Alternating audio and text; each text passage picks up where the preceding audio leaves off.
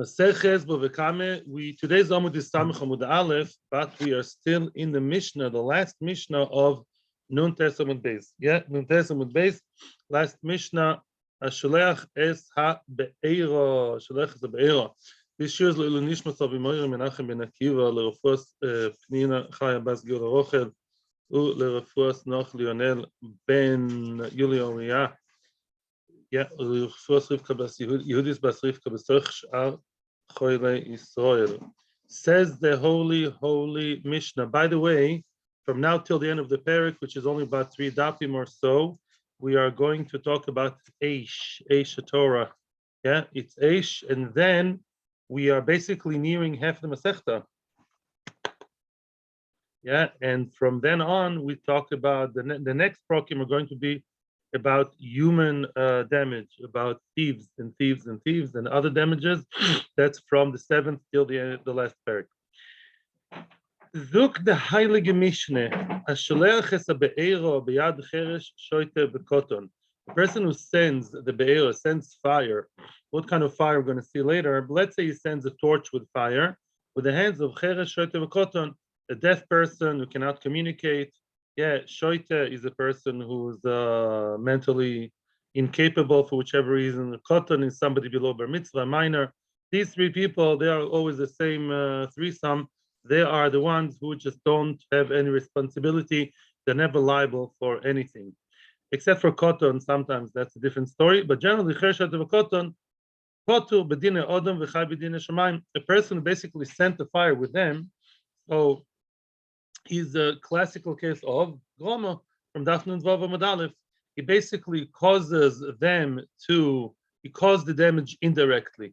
In other words, had I sent it with, okay, before we continue, what does it mean that the person is chai b'din shamayim? The person who caused the fire by placing it in very irresponsible hands of a person who is not responsible. You can't blame it on the irresponsible person because he is irresponsible.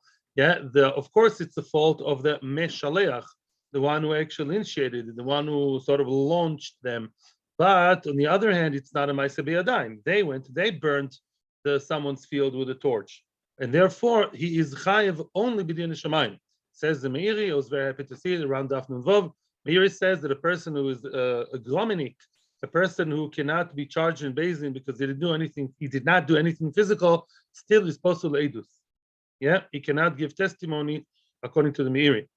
There's mach'sheves Rishonim, by the way, which I saw yesterday. A few Rishonim against the Ritva in Kiddushin, and some Rishonim say that it doesn't make a difference whether you told the chashu, we call them chashu, chereshet v'koton.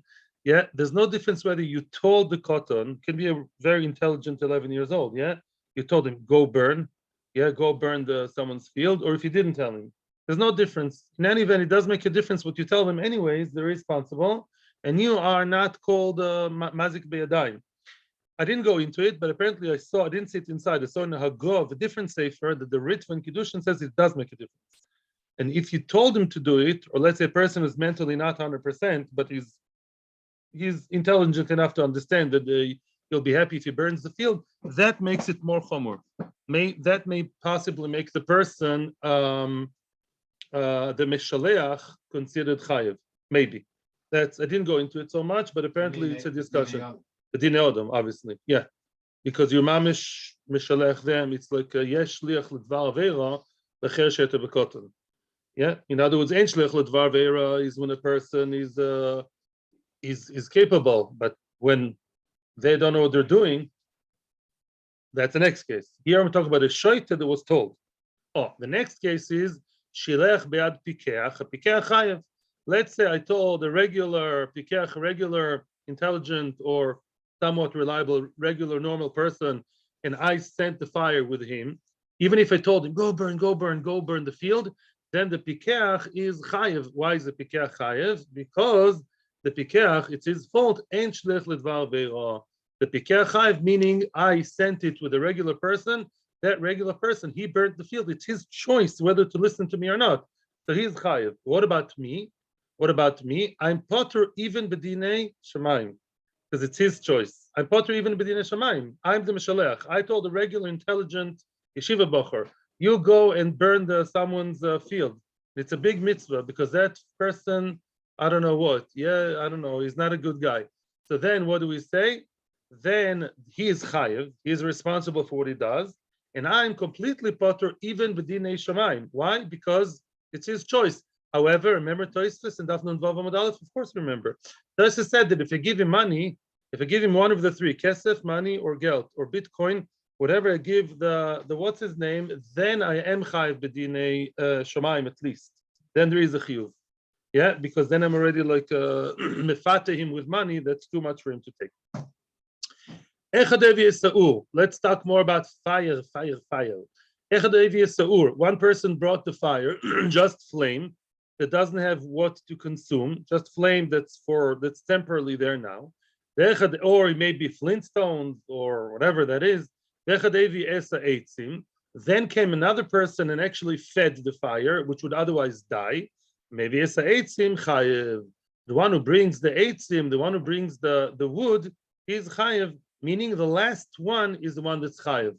Without the last one, yeah, then nothing would happen. Says Rashi in the Mishnah, the one and only Rashi in the Mishnah says, "Tilav achroin kamaloi ovid midi." If not for the last one, the first one wouldn't have helped at all. Nothing would have happened.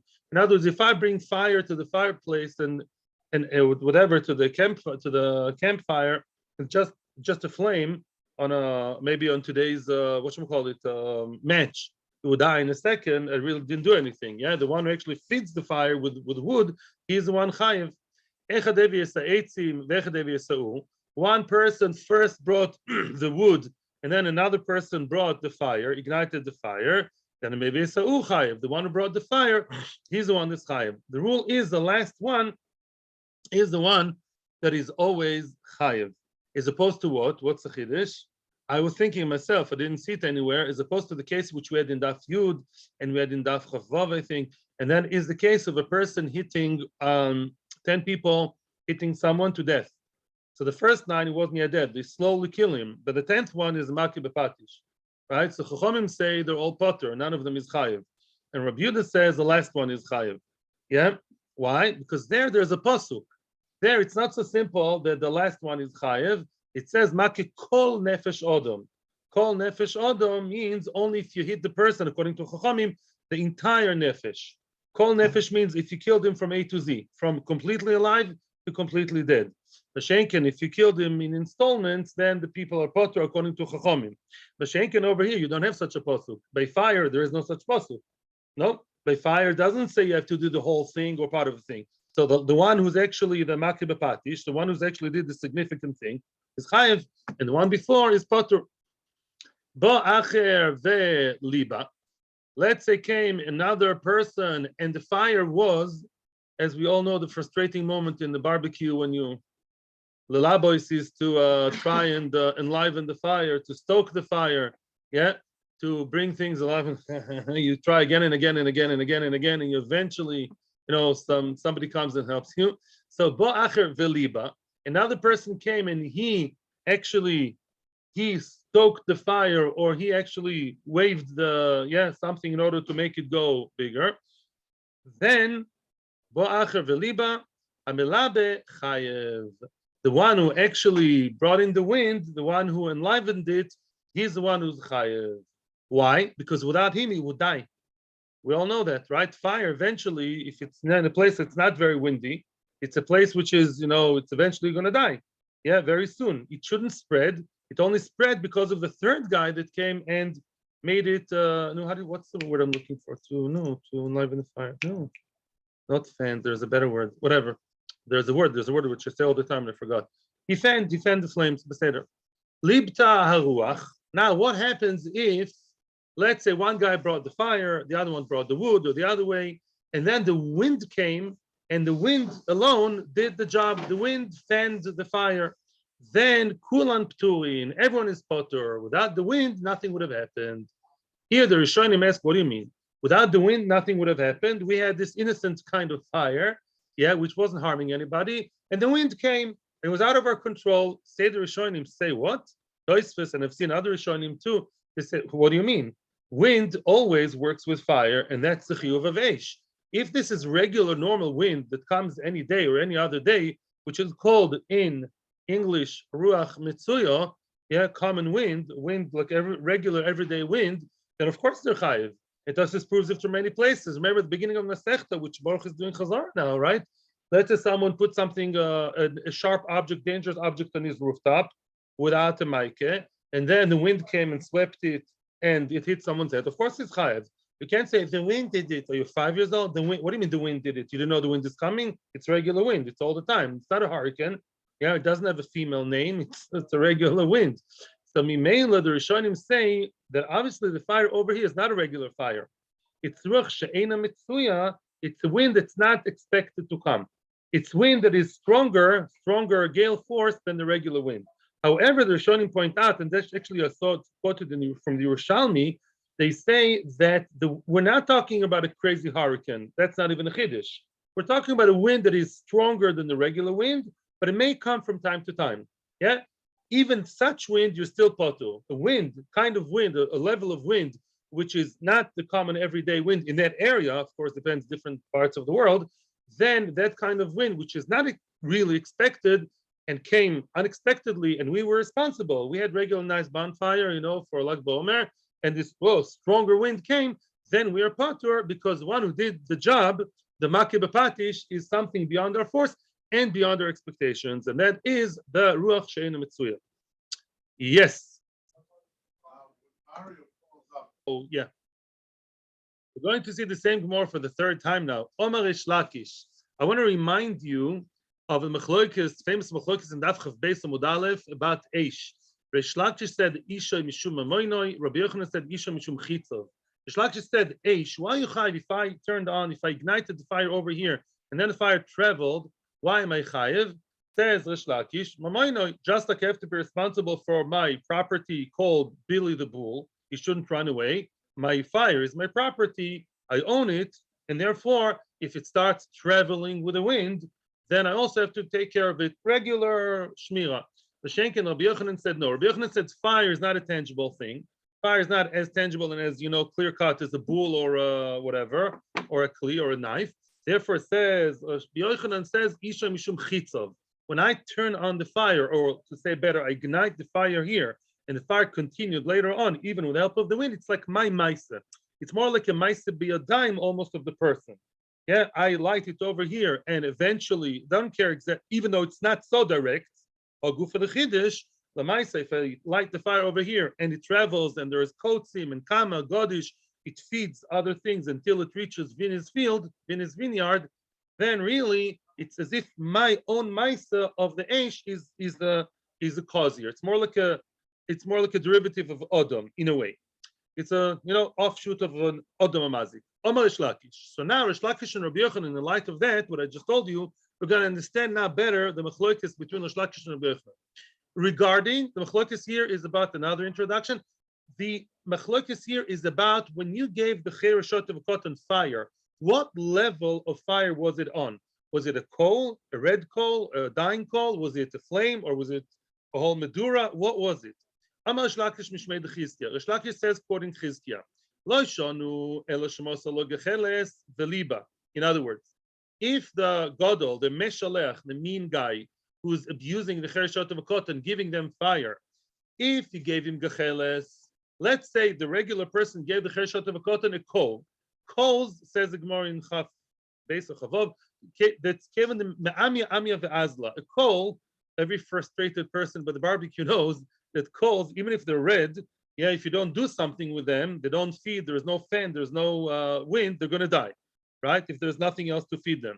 If I gave them a gechelis, which is red coal, the liba, the cheshat of a cotton, is also pyromaniac.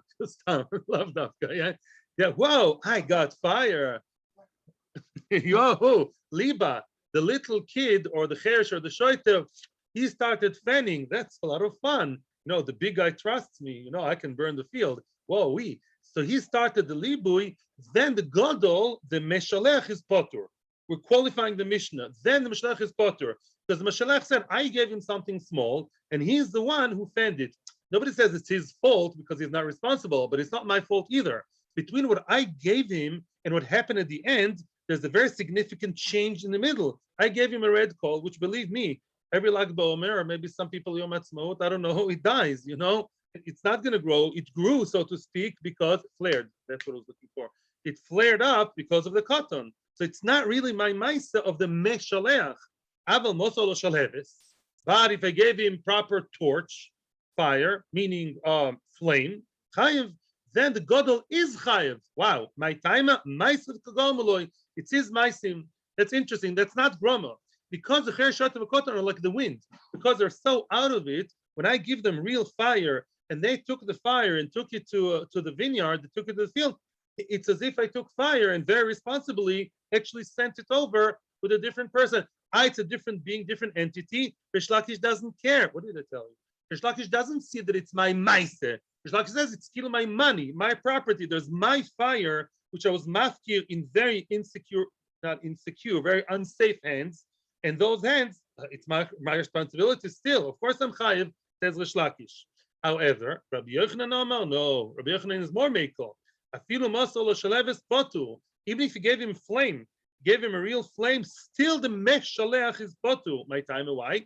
Tzavse the cheresh gomoloi. At the end of the day, tzavse is either like tzvas that holds it, you know, something. I don't say tzvas. Those are pinchers. No, those things that you hold with, like tweezers, not tweezers.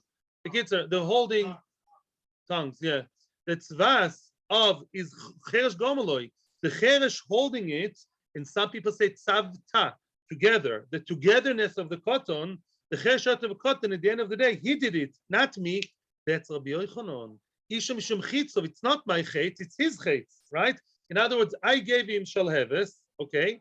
The shalheves was given over to the cotton, and he's the one who took it, and I didn't take it. It's his na'anua, it's his action that he actually claimed, and he actually ignited someone's fields. I did not do it. So Isha Mishum Chitzov says it's not my arrow, it's his arrow. So when is he chayev? So when is the person the meshalech chayev? The mechayev, you know when the meshalech is chayev, even though there is a chashu involved.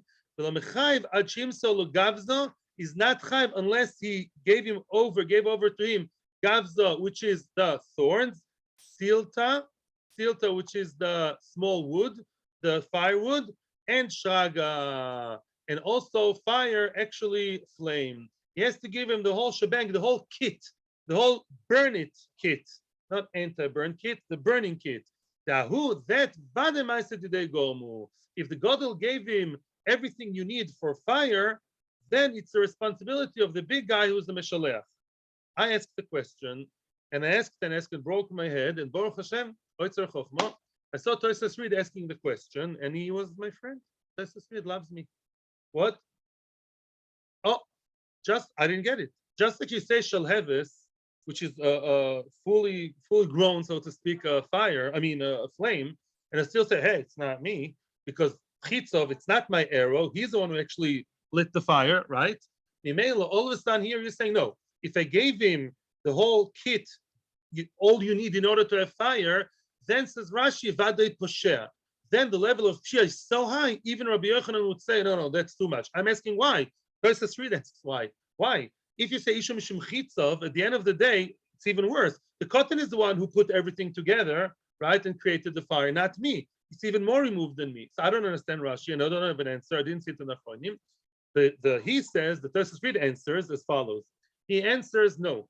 It's not like I gave him the items and I said, listen, little uncle at 10 years old, that's a nice boy. You take this and that and the other, and I instructed him, and he lit the fire. It's nasty and terrible to do, very uneducational, but why should it be chayav according to Rabbi Yochanan? Says the Tosfos Reed, the story is, and this is, by the way, the first time I get it after learning this 3 times.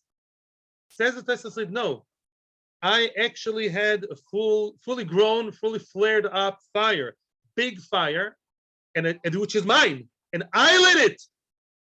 And I had to go home in order to give supper to my children, to put my kid in the bath, and what? And I told a very, very responsible 5 years old to look after the fire, or maybe a retarded person look after the fire. Wow. Here, Rabbi Yochanan would say, of course I'm chayav. Why? Because Lamaisa, the fire spread, and it was me who lit it, and it spread under very irresponsible conditions. Here says, even Rabbi Yochanan would agree that I'm chayav on the fire. When I sent the fire with the Chereshat of a cotton, but they're actually the one who ignited, and not me. I was passive, and they took it. That's all different force, and they were mena'anea, as Rashi says, in different place, and they lit Mario's field. That's therefore I'm not chayiv according to Yochanan. If I lit it and the wind took it, which is natural, and the responsibility of was the Chereshat of a cotton, then the one igniting the gadol is chayiv. Okay. And it's not really talking about shlichus as sending away shlichus like the post. It means to say shliach. He's my sub. He's the one I'm employing, so to speak, in order to look after the fire, which is very responsible. And that's pshia. Maybe that's what Rashi also means. It says pshia, but I doubt it. Okay. Yes. Still time for questions. Samech Amud Aleph, the second page, second line. Shalach be'ad pikech chayev. What did we say afterwards? Liba. Lilabot means to flare up, to stoke and flare up. Amar Nachman Baritzchak. We now have a linguistic issue here. There are two girsos in the Mishnah, a little bit of dikduk now. Man detani liba lo mishtabesh. A Talmud which would learn the Mishnah and would use the word liba is lo mishtabesh, is not wrong. Man detani niba lo mishtabesh. The one who says niva with a nun is also correct. Both are okay options. Mandetani liba lo mishtabesh. Liba is not wrong. Dichtiv belabas esh. It says about Moses, Moshe Rabbeinu and the sneh. It says belabas esh. Hashem spoke to him from the laba of the esh. By the way, laba or laba is also comes from the same word. Yeah, what you have from the what's it called? From the eruption of the volcano. Yeah, labat esh. Laba is like the fire. Lelabot fire. Uman detani niba lo mishtabesh. If he says niba or niva, he's also right. Dichtiv boire niv sfasayim. Niv in modern Hebrew means dialect. By the way, niv means like to talk. It says Rashi kshodem medaber menanea sfosov. When you talk, niv is speech, and when you talk, there's wind, not wind. There's air coming out of your mouth as you talk, and menanea sfosov as you move your lips, and that is also called ruach.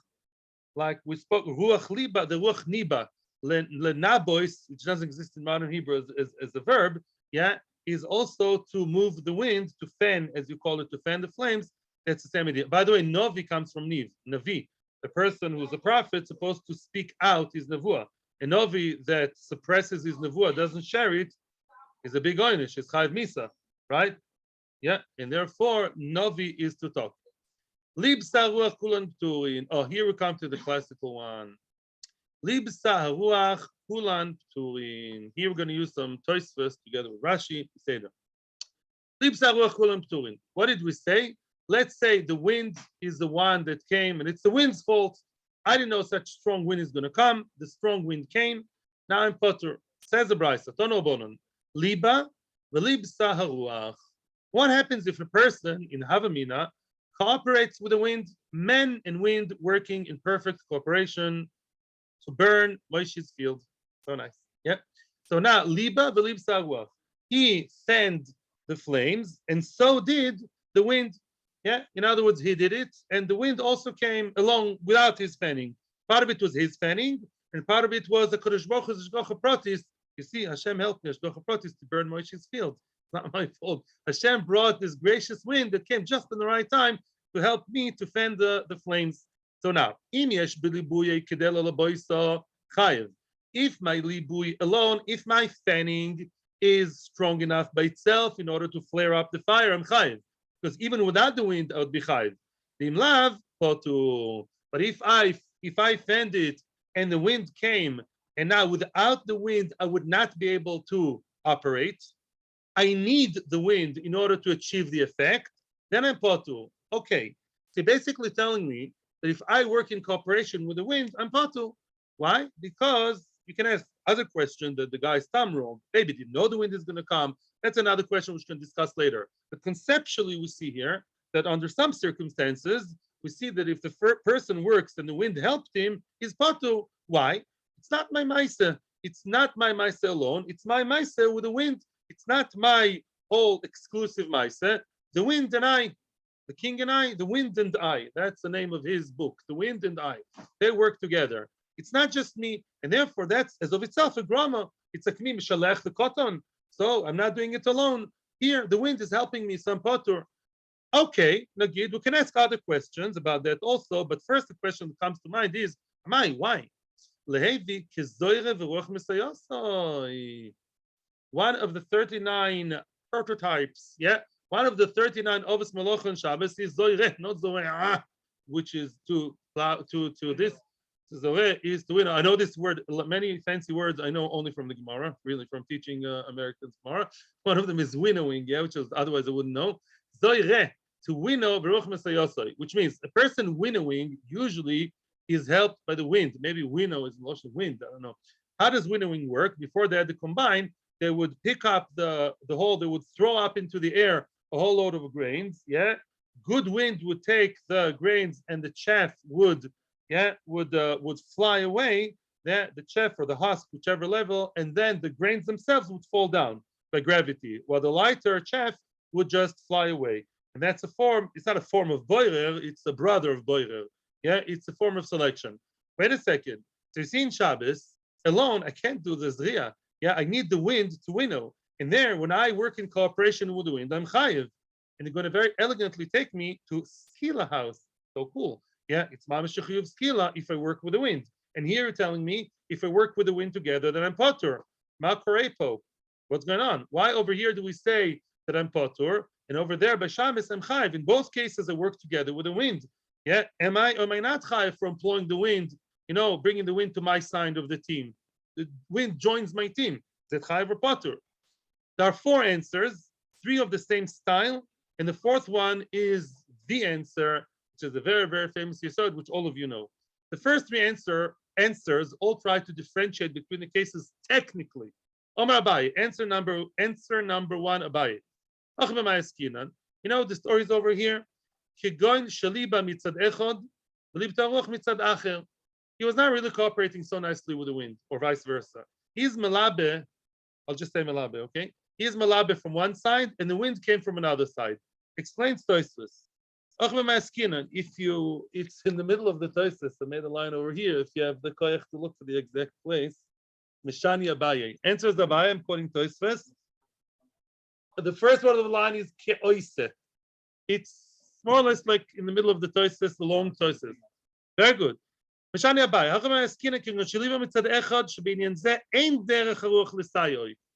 When he's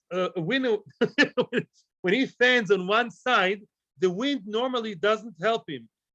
In other words, that his fanning usually doesn't bring the wind. I mean, only the wind, obviously, from his movement. All of a sudden, the wind came. That was unexpected. This kind of action, what he did, usually doesn't bring good wind. Maybe he doesn't know how to fan nicely. He's not a professional mango maker. He couldn't have thought, it wouldn't occur to him that the ruach's libui, the wind libui, would work with his libui. Wow, that's unexpected. All of a sudden, the wind came from a different direction, from left field, from the back door, and my nafna thing, as we say in Hebrew, the nafna, the wind helped it. Wow, that's not expected. It wasn't a planned cooperation. It's not common that they join forces. Just like a ruach she'ein metzuya, we said in the Mishnah, hey, that's beyond my control. We had a very nice little cutesy, nerdy kind of little lag bomer medura. Unexpected wind came. We are potter here too. I don't know exactly technically how he works, but the way he's not a great naf guy. It's called naf. In other words, those things you see people in smooth. So he's, he didn't do the job right. He didn't know how to direct himself with the wind. The wind came. Wow, I didn't know that's going to happen, and honestly, so therefore, in such a case, is potu. However, the guy who winnows is a pro. The guy who winnows with the wind, he does the right thing, and the wind came expectedly. It's as if he's sending them on a train. The chef, he pulls it all the way up, pushes it up, and then he goes. That's like a good assembly line. That's answer number 1. Rove Omar, Tigon Shaliba Beruach Mitzuya. He was Malabe Beruach Mitzuya when he started Lalabois, when he started Liboy, Ruach Mitsuya, it was common wind which would not get the fire too far. You have to understand something, which you only now actually, Simon Nafal, we're talking here about a person, to myself, I admit, I understand now, which I didn't understand yesterday because I'm inspired by you people. Of course, the person who fans gets somewhere. All he wanted to do is a nice cutesy barbecue for him and his wife anniversary. That's all he wanted. So he wanted to be a bit bigger. Get me? So even his nafnafing, his fanning worked, but not to that level. He didn't expect that the fire is going to go so out of control and fly all the way to Mario's vineyard next door. Get me? In other words, I was expecting Ruach Mitsuya, says Rove. Ruach Mitsuya, it was nice, gentle breeze, all nice. And I knew he's a professional barbecue maker. And he knows that such a with Ruach regular wind that flies around, that blows around, with his fanning would do the job just right. All of a sudden, unexpectedly, the wind, which was much stronger than expected, came a half a hurricane, a tornado, half boom, wow. And that took him to the other place. That's not expected. That's not called cooperation. The wind is doing more than it's asked to do. Therefore, I didn't expect it on Potter or Mashenkin. The winnowing is expected. The winnowing, I did everything proper together with the wind, which I did expect. Everything worked. Kuba. I did. The wind took it all nice. Third answer of the same style, Rab Zera. Rab Zera Amar Kigon the Tzamra Tzimuri. That's very interesting. Tzamra Tzimuri, this guy is really weak. All he did was with his mouth. Yeah, he didn't have the naf, they sell before Yom Ha'atzmaut, those, plastic pieces to fan the flames, the fanner. So he didn't have that. So what did he do? He tried just to blow wind with his mouth. And all of a sudden came the wind, the real wind. So those winds, says Rashi, says Tosfos, don't join together. Because the air we have from our mouth, the breath of our mouth is warm. It's warm. It is. Look, I'm trying. Warm. And the wind is cold. So together, they usually don't work well together. They're not the same kind of wind. And surprisingly, they did work together too well. They worked so well that the fire got out of control. That's not what I planned. It's completely out of control. So both Abai, Rove, and Rabashi all say, and Rab Zera, they all say that basically my fanning and the wind fanning are not working well together. Yeah, it's not teamwork. Yeah, the fire with me should not be working, not according to my plan, and I can prove it in Beis Din. Now comes, as opposed to winnowing, which did. Comes Ravashi with the famous line, Ravashi Omar, when on Shabbos we say that if you winnow with the help of the wind, you're chayev. Shabbos. That's only true regarding Shabbos. The meleches, mach'sheves, oslo, Torah. Ever heard of this line before in your life? Yeah, I'm sure it did. Meleches, mach'sheves, oslo, Torah. Don't compare Shabbos to Nezikin, even if it's exactly identical case. Don't make all these technical differences. No, really, it's exactly the same. However, halacha has different demands and requirements regarding Shabbos and regarding Nezikin. Again, meleches, mach'sheves, oslo, Torah, I'm going to explain soon. And over there, you're chayev when you cooperate with the wind, or wind cooperates with you when you use the wind, because it's meleches mach'sheves. Aval over here, groma be'almehu. Here it's groma. When you employ the wind on your side, it's a groma. It's an indirect action. The wind did it, not you. The groma b'nezikin potu. Aha. So let's now try to understand. Basically, what the Gemara says is as follows. Before we continue, I want to tell you a very cool thing. You know, the meleches mach'sheves oslo Torah is a very, very big yesod regarding Shabbos, right? It's actually the basis for the entire meleches Shabbos. All of hilchos Shabbos are connected to the fact that meleches mach'sheves oslo Torah. The Torah actually uses the words meleches mach'sheves in Parshas Vayakel and Kudei, or one of them or both, and about the Mishkan. Meleches mach'sheves, yeah, and meleches mach'sheves is all like to do with the Mishkan. What does meleches mach'sheves mean? Meleches mach'sheves means melacha, work with machshava, with thought. When it comes to Shabbos, it's not just what you do, it's also the way you plan on doing things. Yeah. In other words, let's say on Shabbos you don't have the right kavana.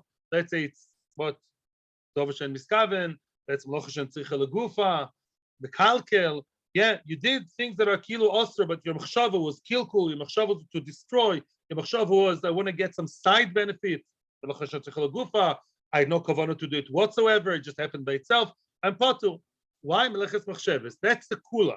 The chumrah of meleches mach'sheves is this. The chumrah meleches mach'sheves is what?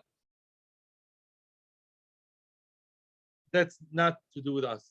Sikresha is a chumrah, but that's not the chumrah. Sikresha is in spite of meleches mach'sheves. Sikresha is the bad boy of meleches mach'sheves. Meleches mach'sheves doesn't like sikresha. It's not good for him.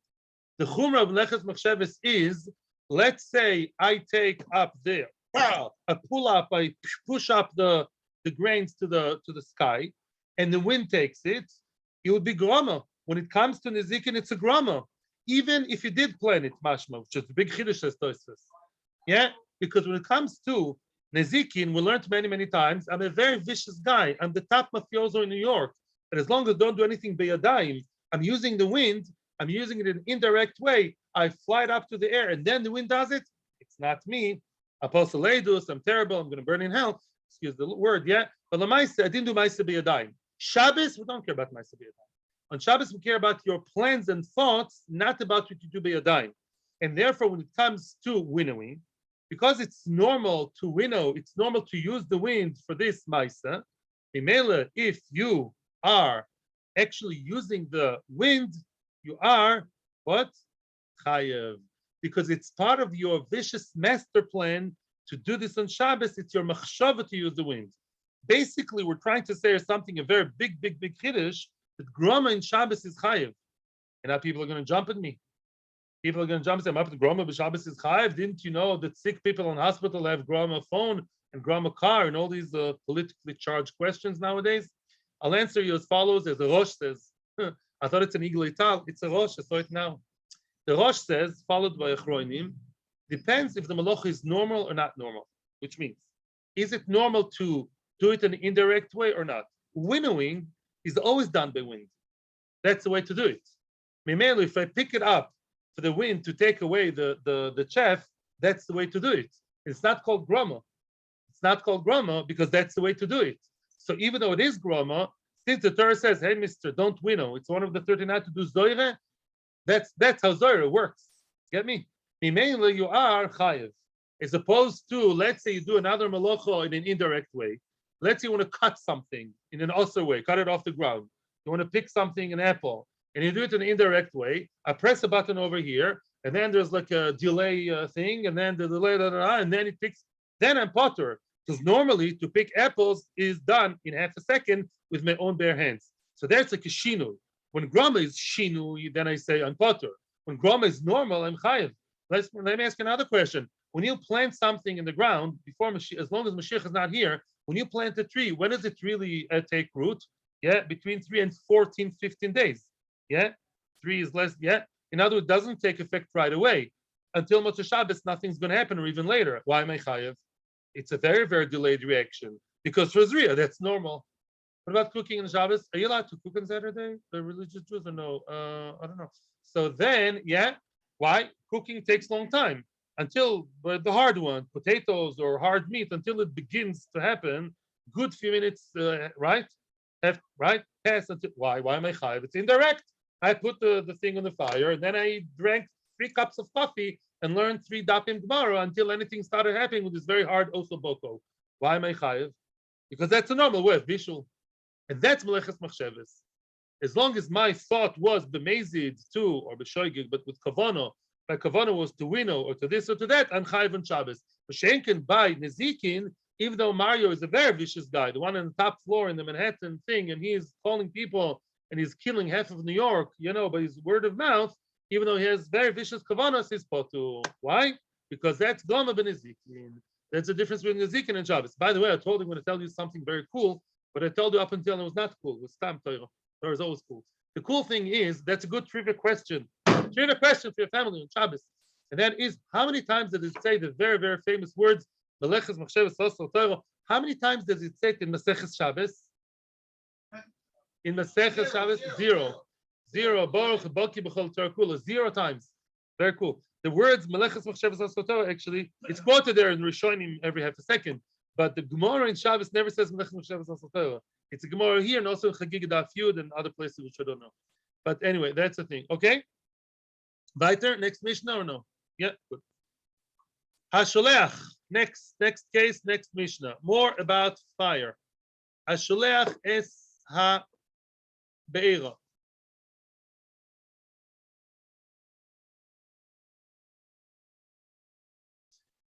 That's a famous question of Enochanami. Of here we see in the Nimukei Yosef, Isha Mishum Chitzov asks the question: how can you light the candles before Shabbos, as is the custom, because it's kilo you're lighting it all the time? So the answer is no. Even if you say Isha Mishum Chitzov, doesn't mean that it's kilo you're lighting every second. The first lighting is mechayiv you for whatever happens later, but it's not as if you physically light half a second. So Yarlat, tell your wives, yeah, you can keep lighting your Shabbos candles before Shabbos. It's okay. It's even a mitzvah. Says the Mishnah. Takes us back to Daf Bava Amud Aleph. A person who sent the fire or was irresponsible, and the fire ate or consumed eitzim oy avonim oy ofo. Mele eitzim is wood, trees, it's normal. Avonim, the fire destroyed the stones. You can't mamish consume them altogether, but it's definitely very now effective. The stone wall, after it's been had a brush with the fire. Oy ofo, it burnt the land. The actual dirt is now, you can't burn it, consume it, but yeah, it's now burnt to a level that now you can't plow in it. Chayev, even on those abnormal things that fire usually doesn't consume, even on those things, it's chayev. We don't say it's like a keren, like the animal doing something strange. We don't say, okay, the fire usually doesn't eat the avonim. Doesn't make a difference. If the fire consumed the avonim to a certain level, you chayev on that. How do we know that you chayev on that? Shenema says in the pasuk, you say it's the fire came out, umotza koitzim, it found, the fire found koitzim, which are thorns, benechel godish, and then you know it was eaten, was consumed, the godish, that's a heaped, whatever stack of anything, oyakama, or the stalks, as they were standing up, connected to the ground, oyasade, or the field, shalim yeshalim, amavir sabeira, the one who lit the fire shed. You know that I like the word surely, yeah? Yishalem, Yishalem, he shall pay the be'era. I'm asking you a question. I don't see how the end of the Mishnah has to do the first part of the Mishnah. The first part of the Mishnah told me what? Avoni ofo, right? That if the fire consumed abnormal things, such as stones or ground, dirt, I'm chayiv. And then it's telling me a pasuk about the fire burning normal things, which is what? Thorns and haystacks and stalks. So what's the Gemara is going to explain exactly how this Mishnah works. After the Gemara, Be'ezras Hashem, you'll understand everything about this Mishnah and more. Amar Rove, says Rove, Lamli de Kosav Rachmono, Koitzim, Godish, Kama Besode. The Torah seems to be very, very verbose over here. Yeah, the Torah is not a, Chas v'Shalom fairy tale to start getting descriptive over here. Why do you have to mention no less than four items that in my urban eyes are more or less the same? That's thorns, and that's a heaped one, and that's a standing up one, and that's the field. Why do you need all four? Srichi, of course you need all four. Why? If the Torah said only thorns, had the Torah only mentioned thorns, which are very flammable, Havamina would say, on koitzim the Torah is mechayiv you, it's very common to have fire next to the koitzim. Yeah, in other words, the koitzim are the thorns. The Rashi says people are not careful to remove them. When I have thorns, I need the thorns. Sometimes people use thorns to feed the camels, or to feed, the Gemara says in Shabbos, or to feed to feed the fire. Otherwise, the thorns, I'm not so makpid on them, so I leave them anywhere. Because they're left anywhere and I don't always weed them, I'm not careful to store them in my storage room. Comes out that when my next door neighbor has his barbecue and his fire, it can happen many times that one is next to the other. It's a very common thing to happen. His fire is common. My koitzim are common also. The shechiach de posha. It's very common for fire owners, so to speak, for fire people to be posher, to be negligent. It happens a lot. It's something that we see commonly all around. It's more of a common kind of crime. So maybe that kind of crime, so to speak, the Torah warns you about because it's common. Aval godish, godish, people look after the godish. Godish is the heap of nice, kernels of, let's say, wheat. People don't leave it next to the neighbor just anywhere. They guard it. Maybe they put some stones around it. It's not so common for the neighbor's fire, to be next to my prized a godish, which I worked very hard for. So it's not such a common scene that you have fire next to the grains. Maybe the Torah doesn't talk about rare, weird, and wonderful things that are usually not there. So maybe not. Maybe you're not chayv on something not shchiach. On the other hand, because of Rachmana Godish, so let the Torah first white line. Let the Torah say Godish only, and I would know Kol Sheken Koitzim. I would say no, Matitzom. Have in a Godish chayv Rachmana Mishum Defsed Merubehu. Godish, you burnt is Godish. You know what Godish is? It's like your entire salary for the year. This guy worked the whole winter to get a nice heap, a nice heap of what? Of those grains. They're very expensive. You burnt it, of course you have to pay for it. Aval koitzim, the koitzim are not so expensive.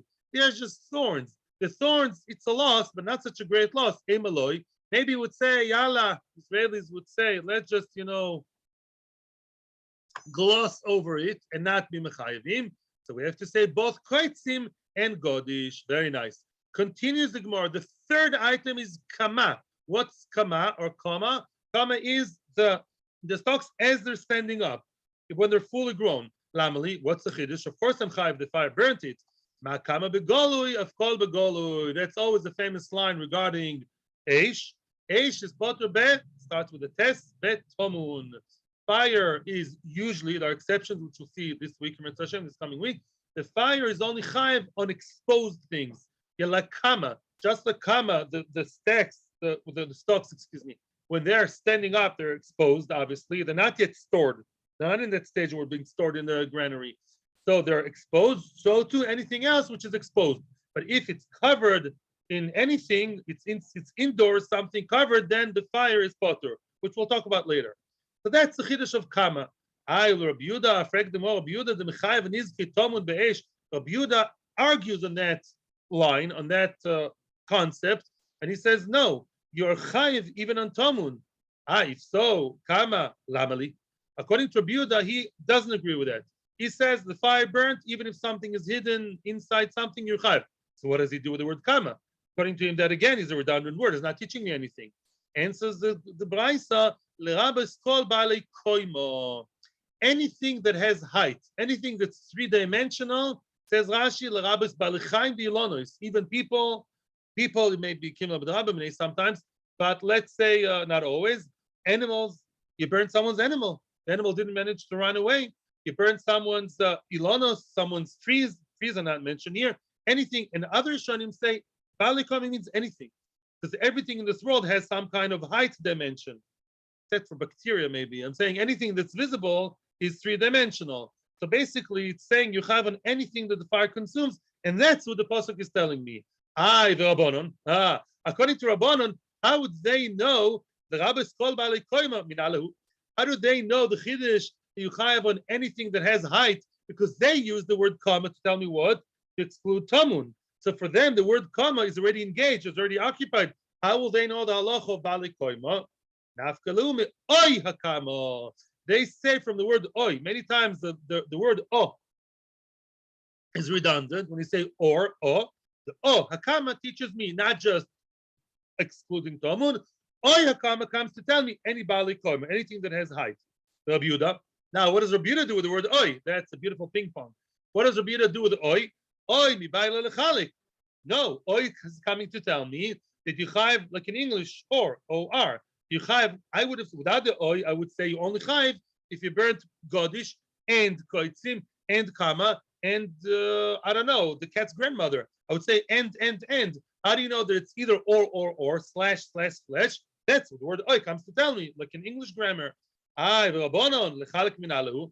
Rabbanon now, how do they know? Since Rabbanon used the word oy to tell me ba'alei koima, if so, how do they know? The pasuk is not all inclusive, but the pasuk is either or selective. There's another oy. It says twice oy. Oyakama, oyasode.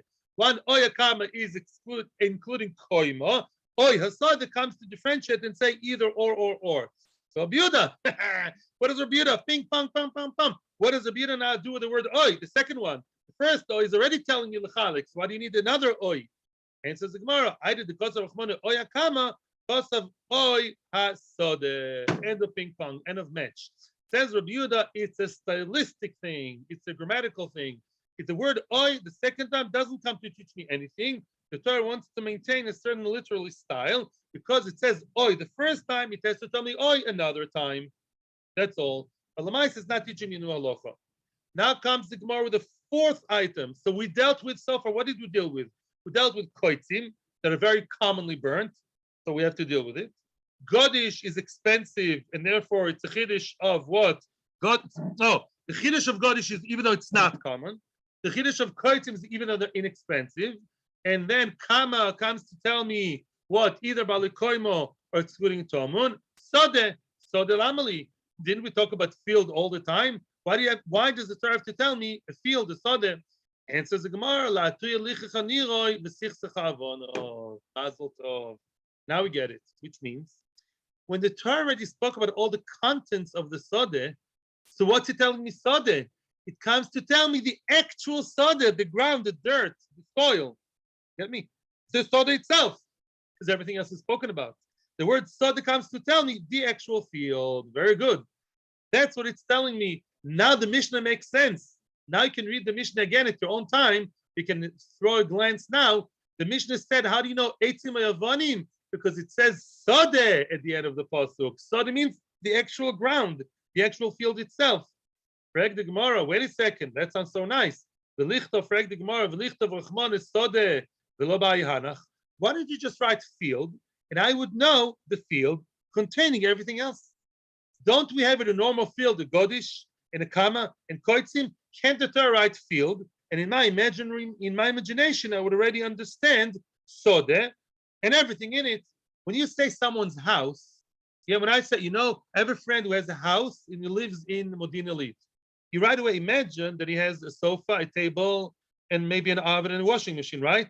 That's a normal house, even if it's not a rich guy. True? So a Sode means everything else. Why do you have to have Sode and everything else? Answers the Gemara, no, Sricha, we need it. Because of Rachman is Sode, you know what would be a convoluted idea?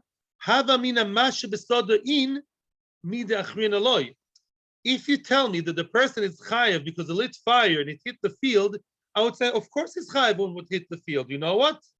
The field means the contents of the field, meaning what?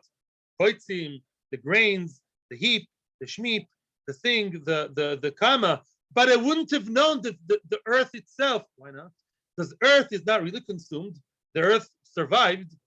That was the whole Havamina Daf Bava already. It's not normal for fire to eat the soil, and you don't feed fire with soil. So Havamina Sode only means the contents of the field and not the field itself, not the wrappings, Kilu. Kamash Malan Yuchai them both.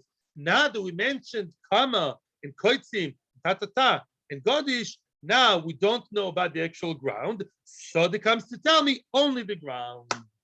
And ground also alone, even without anything else, is a separate chiyuv by itself, even though it's not something which is considered normal combustible. It's a good place to stop. We can continue, but okay, we can do that we can do it tomorrow. Atzlacha Rabba and shkoyach, and have a great, terrific day. And I hope everyone at home will listen as well.